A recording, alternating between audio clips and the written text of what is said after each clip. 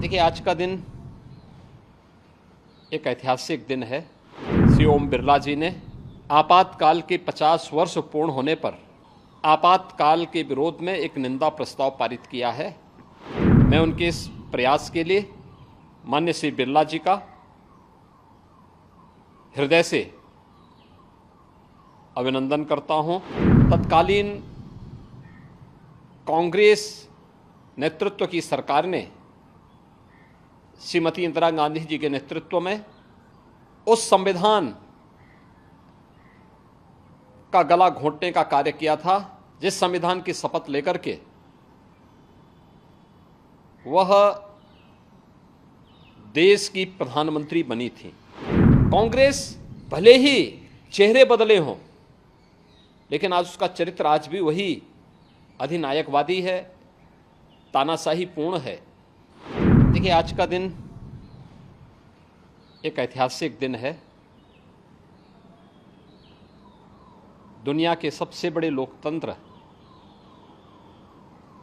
भारत की संसद में नवगठित संसद और नव निर्वाचित लोकसभा के माननीय अध्यक्ष श्री ओम बिरला जी ने आपातकाल के 50 वर्ष पूर्ण होने पर आपातकाल के विरोध में एक निंदा प्रस्ताव पारित किया है। मैं उनके इस प्रयास के लिए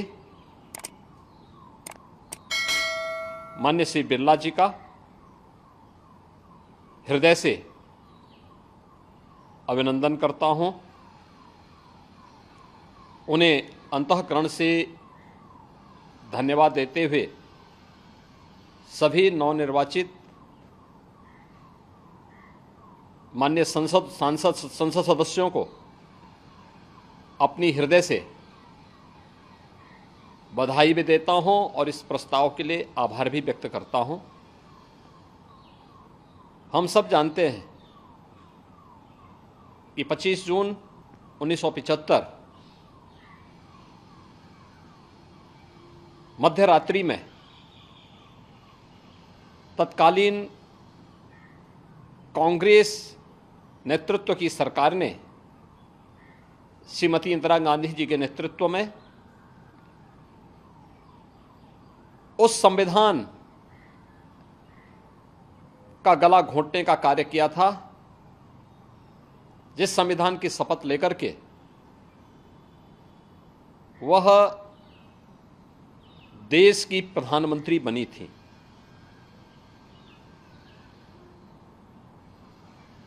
यह न केवल संविधान का गला घोंटने का उनकी कुत्सित प्रयास थे, बल्कि एक प्रकार से लोकतंत्र की हत्या करने का प्रयास था।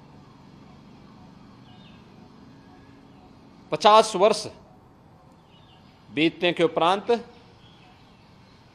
कांग्रेस के इस काले कारनामों को जनता तक पहुंचाना आवश्यक है। आज भारत की संसद ने वही कार्य किया है, क्योंकि कांग्रेस का वर्तमान नेतृत्व जिस तरीके से देश की जनता को गुमराह कर रहा था, संविधान के नाम पर, आरक्षण समाप्त करने के नाम पर, इसके लिए उनके काले कारनामों से देश की जनता को अवगत कराना अत्यंत आवश्यक है। और आज भारत की संसद ने वही ऐतिहासिक कार्य किया है। कांग्रेस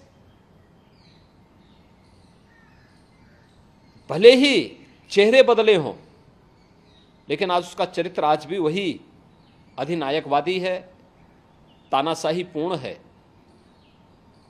लोकतांत्रिक मूल्यों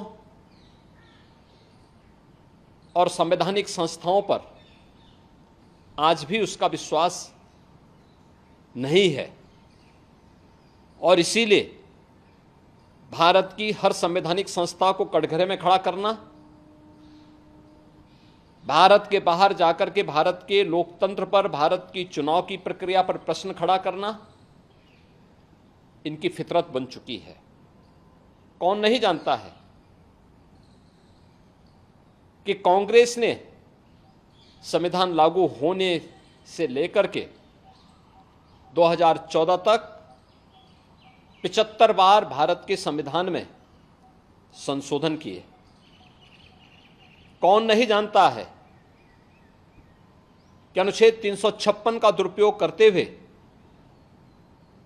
90 बार कांग्रेस ने विभिन्न राज्यों की सरकारों को, लोकतांत्रिक तरीके से चुनी गई सरकारों को बर्खास्त करने का काम किया था।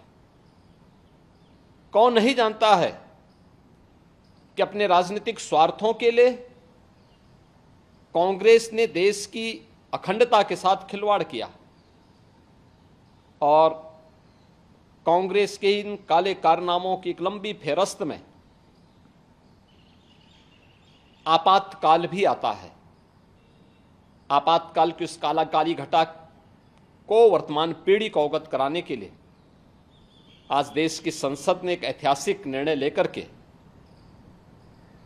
यह निंदा प्रस्ताव पारित किया है। ये सचमुच एक अभिनंदनीय प्रयास है, वर्तमान पीढ़ी को बताने का प्रयास है। मैं नवगठित संसद और नवनिर्वाचित लोकसभा के माननीय अध्यक्ष श्री ओम बिरला जी का इस साहसिक कदम के लिए हृदय से अभिनंदन करता हूं। सभी नवनिर्वाचित माननीय संसद सदस्यों को हृदय से बधाई देता हूं और विश्वास व्यक्त करता हूं कि वर्तमान पीढ़ी को हमारी देश की संसद इसी प्रकार से इतिहास के अलग अलग कालखंड में देश के साथ किन लोगों ने किस प्रकार का व्यवहार किया है, इससे अवगत कराने का कार्य अगर भारत की संसद करेगी तो भारत की वर्तमान पीढ़ी न केवल उनके प्रति कृतज्ञ होगी बल्कि उनका मार्गदर्शन प्राप्त करते हुए एक नए भारत के निर्माण में अपना योगदान दे पाएगी।